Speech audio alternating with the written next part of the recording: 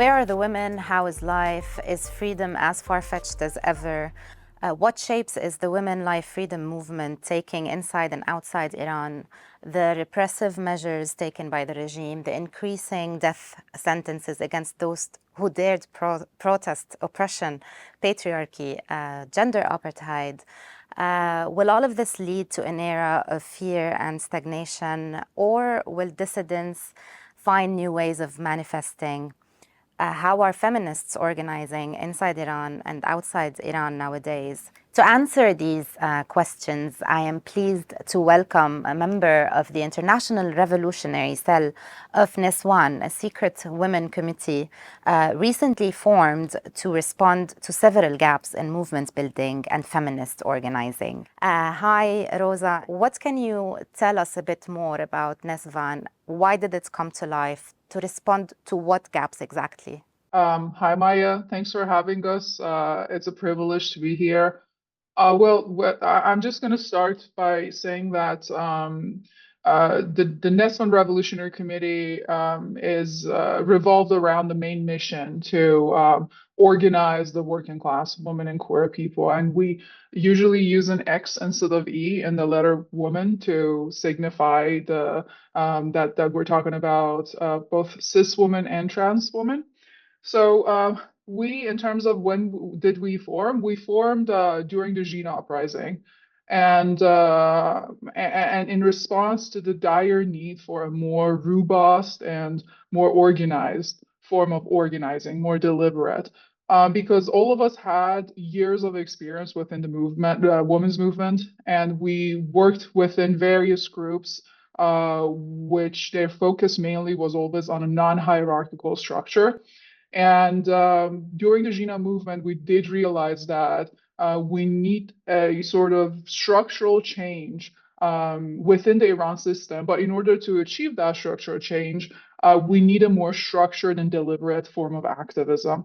I mean, obviously, all of us were exhausted by the patriarchal structures within the organizations that we were all previously a member of, but and therefore, as a result, the form of non-hierarchical network type of, organizations came about. But in horizontal issues that we more and more faced within the horizontal organization was that even though we said that everybody had an equal opportunity to voice their opinion, and decision making was more equitable, and everybody essentially at the end of the day had a chance to essentially listen to each other and express their stories, but there was always an invisible hierarchy within these type of experiences that essentially those with a more social capital had more influence without a clear accountability for their power. And so these networks, although looking non-hierarchical, actually had a hidden structure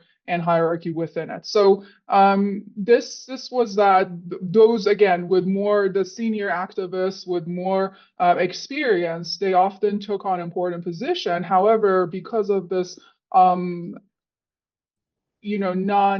non-obvious structure, there was no accountability. So with the oppression that also was happening within Iran and all the arrests that was going on and all the pressure on the women's movement particularly, we realized that we actually need a more clear decision-making process, and we need a more structured and hierarchical organization. So all of the tasks are and responsibilities are more defined, and we have a very clear goal as to what do we want to achieve and how are we going to achieve it and whose roles are what.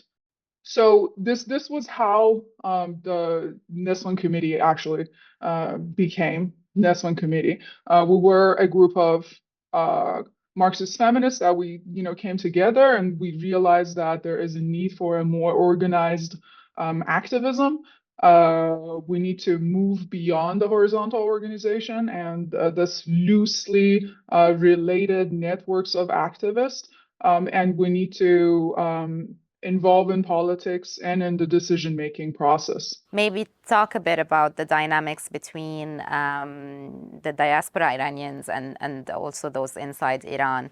How would you describe it? Majority of our revolutionary cells and working groups are in Iran, but we also have several members outside of Iran. And how are you coordinating with those inside? Are you able to communicate regularly with them to better understand the situation on the ground, you know, and not just from the media? And yeah, I mean, do you have a presence in different regions as well in Iran? Yeah, so we're in contact regularly on a regular basis, and we talk to each other on a regular basis, talk about the politics of what's happening or what needs to be done. We do have a diverse presence across different regions of Iran. I unfortunately cannot get into more details because any detail that I will give you will probably not be really safe for those members inside of Iran. I mean, due to this safety, we all communicate with each other with pseudonyms too, because it's for the best if no one really knows each other's identities, aside from some of the main trusted people within the organization. Rosa, if we want to go back to your raison d'être, which is the Jina movement, and now we see that there are more repressive measures against people, against protesters, and as I said, also an increasing percentage of those are on the death row, including a lot of women. Has this led women to withdraw from the public space, to take a few steps back? Or you feel that they're actually still confronting law enforcement and the vigilante groups? How is the situation on the ground almost 2 years after Women Life Freedom? Very good question. I'm gonna go back and give a little bit of a historical context because I think in order to understand what's happening now, it's important to understand where the Jina movement actually came from.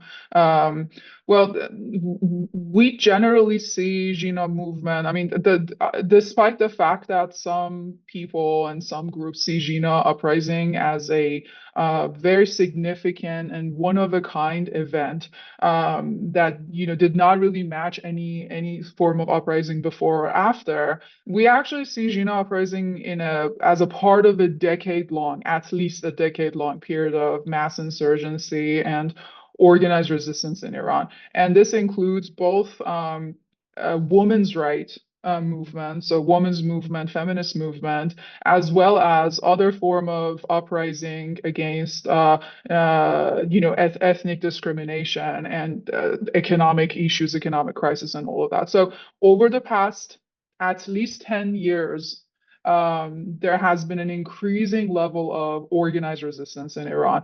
And I'm talking about both organized in terms of like workers, teachers, students, and pensioners movements and uprising, as well as spontaneous uprising, such as riots. That's been happening against state austerity measures and the economic crisis. So if we want to really limit it to what's been happening in the most recently, I think we could see a pattern at least since 2017. Since then, each year, at least one uprising happened. So we have the anti-austerity of the 2017-18.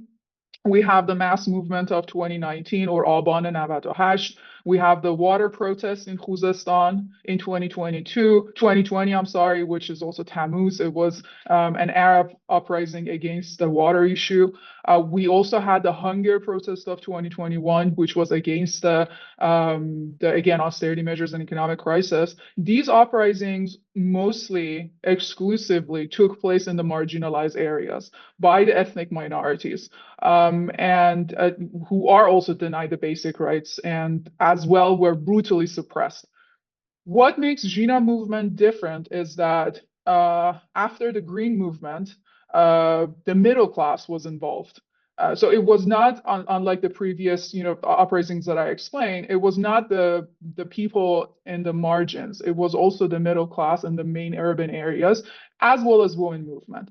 But also, when we talk about the woman's resistance against hijab and compulsory hijab and the body autonomy, I think it's also important to go back and look at some of the chain events that happened, again, since 2017. So the main one, the most important one, is the Enqilab Street Girls. And enqilab means revolution. There's a street in Iran named Revolution. So it was an event that this activist, women's activist Vida Mobahed, in 2017, she put her scarf on a stick and went and stood on a utility box and waved the stick. And her picture went viral. And there's even a Wikipedia page for her. So this followed, other people followed suit in protesting against mandatory hijab since 2017. And so I guess I gave you all of this background to say that the Jina uprising cannot just be seen as the beginning of people's resistance against the Iranian state, but it was a natural progression from the previous uprising, and it won't be. I mean, there are um, people and like critics who say that the revolution's still going on, or even call it a revolution.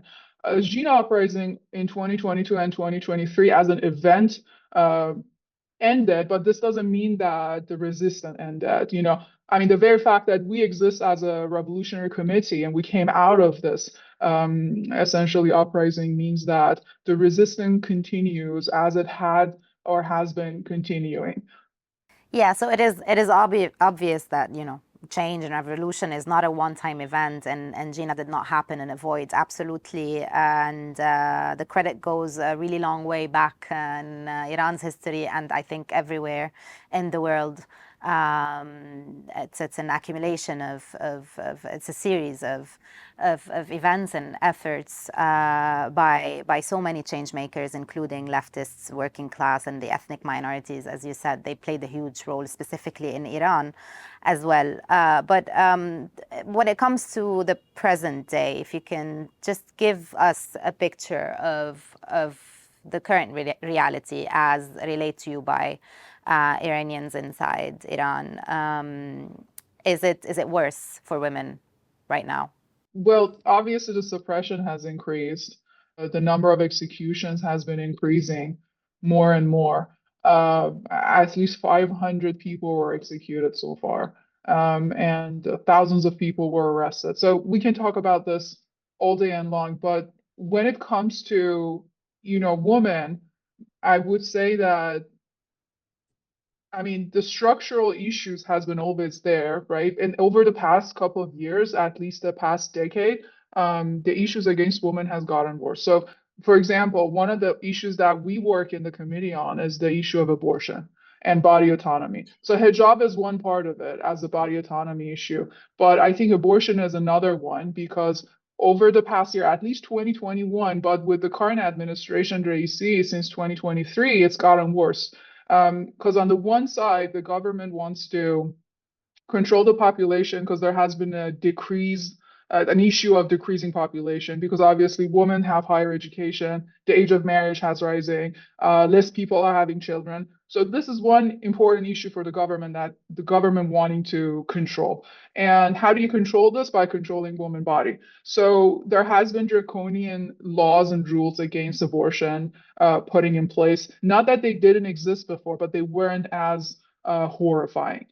And also, the role of women as mothers and as caregivers has been more stressed upon over the past several years. And with the labor laws that's been passing by the administration and all of that. So, But Rosa, I'm sorry to interrupt you, but you're saying they're becoming more horrifying. In what sense? Like, I mean, it has always been illegal unless, the woman's life is in danger or the child has a lot of genetic issues.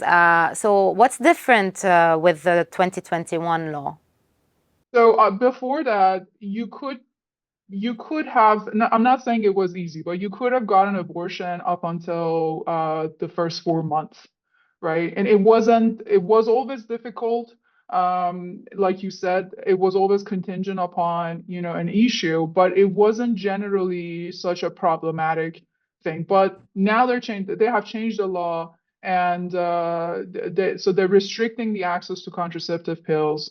They're restrictive the access to doctors for abortion. Doctors could actually, their office could get shut down if they give abortion.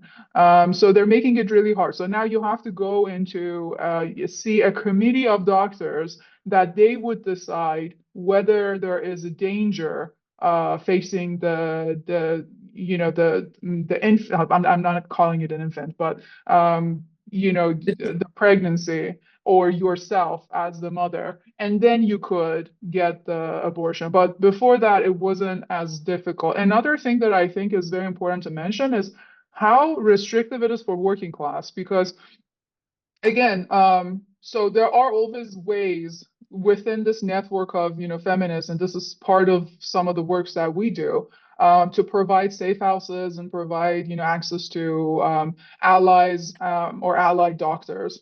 However, you still need to pay for these doctors and all of these procedures. But as a working class woman, first of all, it's going to be really hard for you to take off days from work. Second of all, having to be able to find these type of resources and having to be able to pay for these type of resources is going to even be harder. So again, we're seeing, this is similar to the hijab issues. We're seeing these type of backwards religious laws being placed upon women and their will to control their own body and have a say in what's going to happen to themselves. But at the end of the day, it's always harder for the working class woman.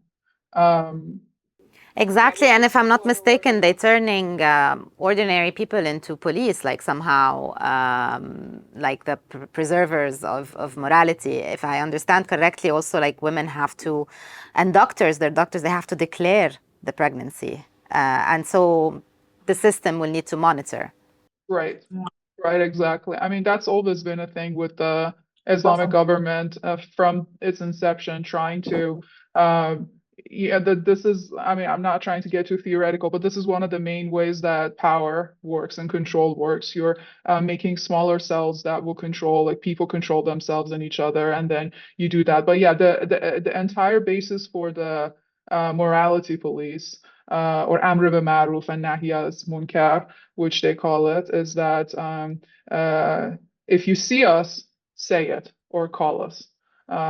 Which I don't think is necessarily limited to the Islamic government, but this is how they're doing it with respect to some of these laws, for example, the hijab and abortion, like you said.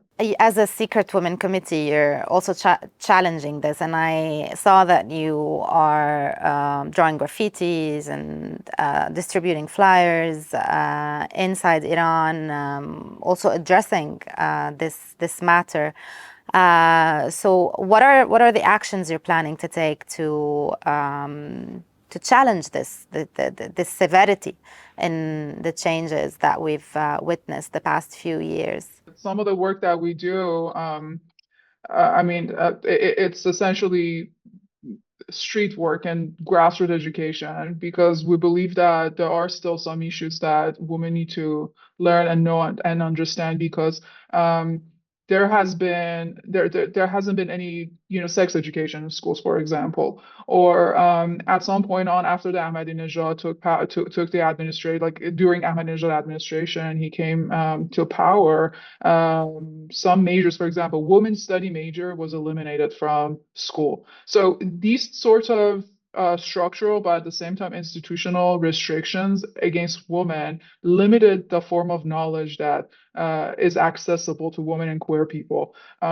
So this is one part that we're focusing on, and to kind of like engage in street work by engaging with people. Obviously, this has to be done by taking all forms of safety measures, but at the same time in grassroots teaching and grassroots education. We believe that no change can happen from the top, and the people that we see as our allies and people that could actually lead an actual revolution that would lead to structural change, they come from the street and not from offices or from State Department and so on. So you really here are criticizing the approach of legal reforms and advocacy, like the traditional advocacy that feminist organizations have been leading. Is that the case? Yeah, because I mean, as I tried to explain in the beginning, women's movement in Iran has came a very long way. During the reformist era, we had the 1 million signature, for example, movement, and so many of the at that time, women still believed that through, and just not women, the entire society, the zeitgeist of that time was that through legal reform and through reform per se, we can access to some of the laws and some of the rights that were taken away from us. But then with the suppression of that movement, some of its main members are still in prison, by the way. We realized that through reform, nothing can be done. And this was also kind of amplified during the Jina movement. Some of the chantings that people were chanting in the street was that no to reform, no to regime change, we want revolution. So this was just like a very basic translation of some of those slogans. But during the Jina movement, I think was the time that people publicly announced that, okay, we're past reform. We now realize that legal change does not work anymore with this current system. And that's why we need structural change and we need revolutionary change. Are you in touch with feminists from the Arabic-speaking world, from other countries around Iran? You know, Daraj Media is an Arabic-speaking platform and speaks to Arab audiences. So are you building connections there? And do you think they're important? And how these connections can help the movement inside Iran?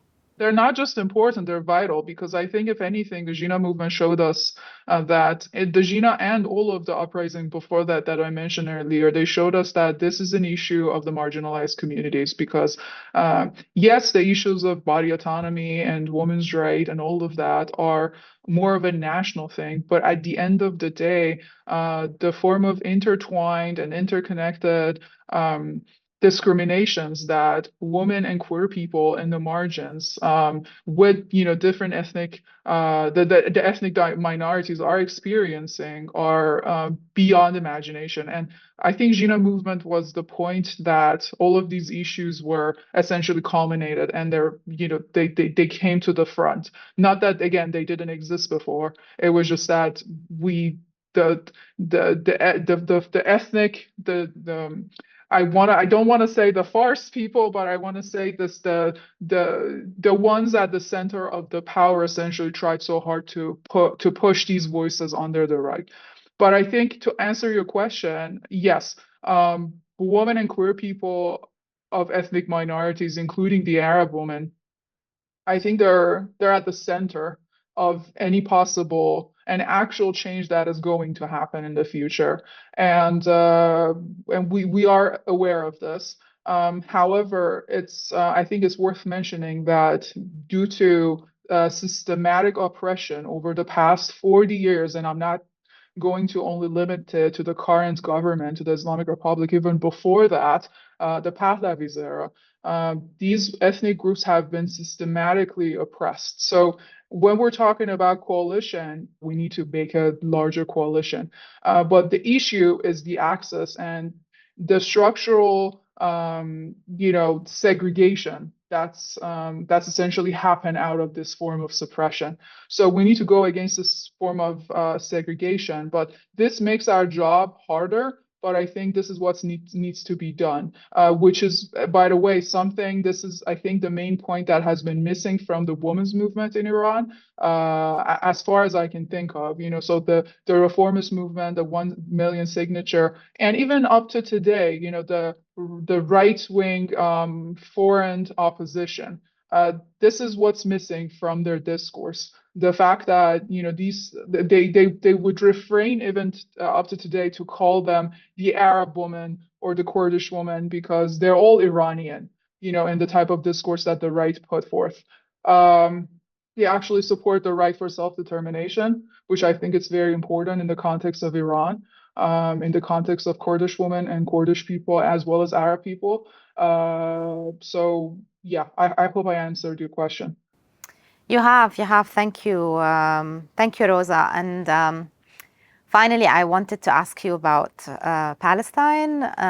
We've been witnessing online the voices of a few Iranians, including feminists, who not only did they not show unwavering support with Palestinians, but they justified Israel's actions to a certain extent. How do you explain that? Like, do they really still think that the enemy of my enemy can be my friend?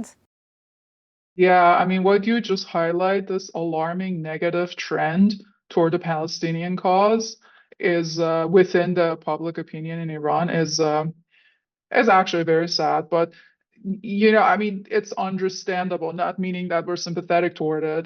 We actually think this is a huge problem and that needs to be fixed. But it's understandable in a sense that Islamic Republic of Iran has been successfully co-opting the anti-imperialist and the third worldist discourse. So the pro-Palestine discourse is completely hijacked by the Islamic government in Iran. And this is not just a one example. I mean, this is just one example because there has been many other instances of how Islamic government, since its inception from 79, has been trying to successfully integrating all grassroots movements and turning them into an institutional and bureaucratic element. And Palestine is also this. For example, the first thing that I can think of is the Quds Day, which the Arabic name for the Jerusalem, Al-Quds. So the Khomeini actually announced the last Friday of Ramadan as Quds Day. And then since 2009, actually, we have a Gaza Day, which is the January 19th, right? So these are part of the institutional, like became a part of the institutional aspect of the government. So there are mass protests of people during these 2 days, right? Even following the October 7th, the government held a public celebration, and then on the Gaza Day, there was a protest curated by the government. And the people who obviously take part are funded, they're given food and all of that. So people know this, that unfortunately this is not a real protest. These are not real people who actually care about the cause, that they're in the street, sadly. And also bear in mind that if there is no right to collective bargaining or a protest in Iran. So protests are banned essentially, right? So if these were actual people, they would have been suppressed. And we saw with the Jina movement, the smallest opposition is suppressed completely. So from people's view, if you support Palestine, you support the government's propaganda. And also, I think another important fact is that, and this is something that's been put forth by the right-wing opposition on and on again, that with all of this economic crisis, food security, and issues that are going on in Iran, the narrative that's been pushed is that, well, the government sent millions of oil money to Hezbollah and Hamas, but look at us, we're hungry, right? So this narrative actually worked in Iran and with the public opinion. And people, sadly, as you said, fallen into this trap of the enemy of my enemy is my friend, right? But how do you challenge that? How do you challenge that, Rosa? Like, how do you support the Palestinian struggle for liberation without doing a service to the regime if you're Iranian? This is one of the things that we talk about all the time within ourselves, with our committee, and we actually written about it, and we're, constantly thinking about it because this is a huge issue, and we believe that an actual class-based struggle, an actual revolution, would never happen without the liberation of Palestine. And we just don't say it as because since the 70s and 60s, everyone said that you're not going to be free unless Palestine is free. But this is an actual issue for us in the region because, as Robert F. Kennedy, the 2024 presidential candidate, said once, that Israel is actually a virtual aircraft carrier for the U.S. in the Middle East, right? Which gives U.S. a significant influence over the developments in the region. And we know a big part of winning or being able to actually lead a revolution is to stand against the imperialist power, because time and again we know that that's what they do. They hijack and they co-opt the revolutions, or if they can, they suppress it.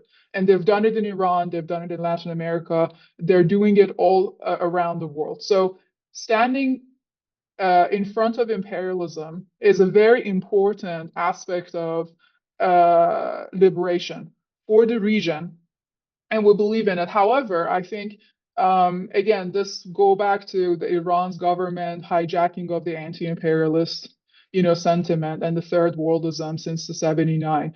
So many of the liberatory movements of the region also fall into this trap of, and it could be just the strategic alignment of, let's align with these governments, the so-called axis of resistance, that then we're going to win this battle with Israel. But the main issue is that this is an error in calculation, because each of these governments that constitute this axis of resistance, they're all corrupt government. They all go against liberatory movements and grassroots movements within their own context, within their own country. So therefore, at the end of the day, they're not going to be an ally, right?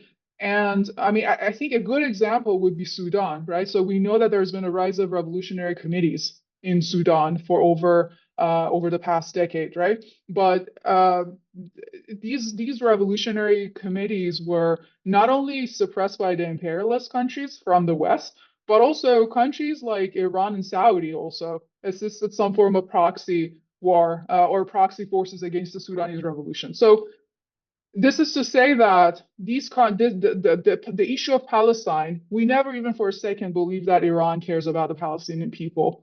The issue of Palestine for a country like Iran, which is a big part of this axis of resistance, is a proxy war. It's an issue of territory. It's an issue of geopolitics, right? It's not about people. It's not about liberation. It's not about any progressive means that it tries to tell us. And so as a revolutionary committee, again, we believe that a struggle against Israel is very crucial for the left in Iran and just the working class people in Iran.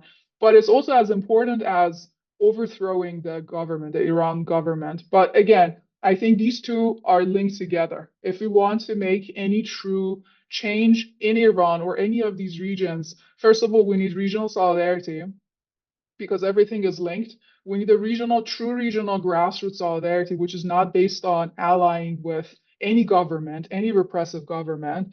But at the same time, we need to make a coalition of grassroots movement and organization against the imperialism.